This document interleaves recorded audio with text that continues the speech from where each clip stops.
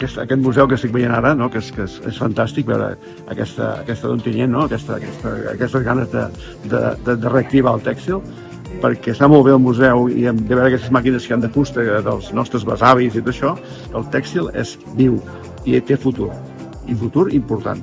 I a més que dona capacitat de treball, de professionalitat, i bueno, és que és un sector que té moltes possibilitats.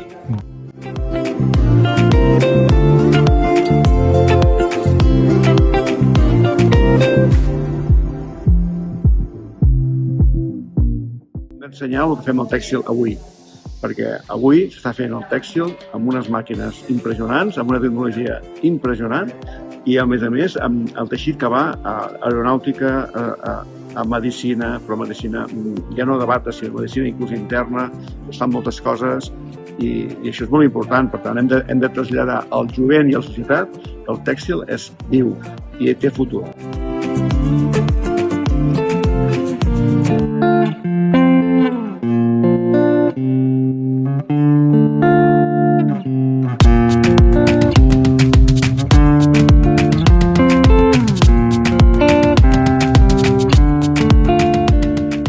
Cuidamos mucho nuestros polígonos industriales, cuidamos mucho nuestras empresas y a nuestros empresarios.